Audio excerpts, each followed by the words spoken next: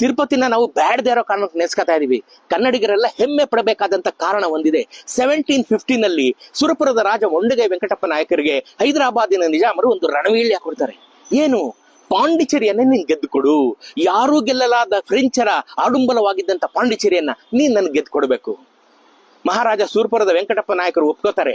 ಒಂದ್ ಕಂಡೀಷನ್ ಹಾಕ್ತಾರೆ, 2 ದಿನ 48 ಅವರ್ಸ್, ಹೋಗೋ ಖರ್ಚು ಬರೋ ಖರ್ಚು ನಿಂದು, ಯುದ್ಧದ ಖರ್ಚು ನಿಂದು, ಸತ್ತವರ ಎಕ್ಸ್ಪೆನ್ಸ್ ನಿಂದು. ಓಕೆ ಅಂತ ಅಂತಾಕ್ತಾರೆ.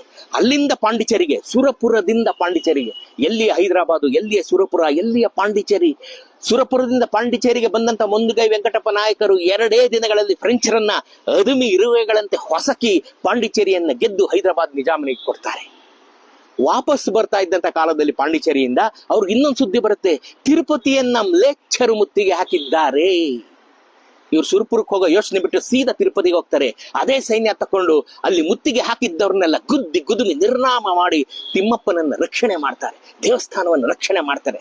ರಕ್ಷಣೆ ಮಾಡಿದ್ದು ಅಲ್ಲದೆ ಹೈದರಾಬಾದಿನ ನಿಜಾಮ ಕೊಟ್ಟಂತ ಯುದ್ಧದ ಖರ್ಚು, ಹೋಗೋ ಬರೋ ಖರ್ಚು ಮತ್ತು ಪಾಂಡಿಚೇರಿಯಲ್ಲಿ ಸಿಕ್ಕಂತ ಕಪ್ಪ ಕಾಣಿಕೆಗಳು ಎಲ್ಲವನ್ನ ತಿಮ್ಮಪ್ಪನ ಪಾದಕ್ಕೆ ಅರ್ಪಣೆ ಮಾಡಿಬಿಡ್ತಾರೆ.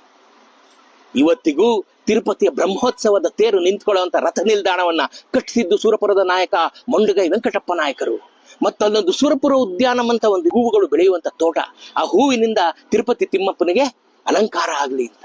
ಇವತ್ತಿಗೂ ಈ ಕ್ಷಣಕ್ಕೂ ತಿರುಪತಿನಲ್ಲಿ ಬ್ರಹ್ಮೋತ್ಸವದ ತೇರು ಎಳಿಬೇಕಾದ್ರೆ ಸುರಪುರದ ರಾಜ ವೆಂಕಟಪ್ಪ ನಾಯಕರ ಸೇವೆ ಅಂತೇಳಿ ಎಳಿತಾರ್ರಿ. ಐ ರಿಪೀಟ್, ಬ್ರಹ್ಮೋತ್ಸವದ ತೇರು ಎಳಿಬೇಕಾದ್ರೆ ಸುರಪುರದ ರಾಜ ಮೊಂಡಗೈ ವೆಂಕಟಪ್ಪ ನಾಯಕರ ಸೇವೆ ಅಂತೇಳಿ ಮೊದಲು ತೇರು ಎಳೆಯೋದು.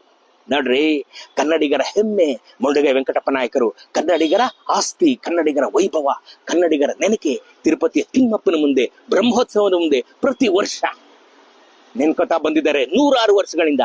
ಈ ವರ್ಷದಿಂದ ನಾವು ನೆನ್ಕೊಳ್ಳೋಣ, ತಿರುಪತಿ ತಿಮ್ಮಪ್ಪನ ಸೇವೆ ಮಾಡಬೇಕಾದ್ರೆ ನಾವು ಮೊಂಡಗೈ ವೆಂಕಟಪ್ಪ ನಾಯಕರನ್ನ ನೆನ್ಕೊಳ್ಳ. ಇದಕ್ಕಿಂತ ಹೆಮ್ಮೆ ಪಡುವಂತದ್ದೇನಿದೆ ನಾವು?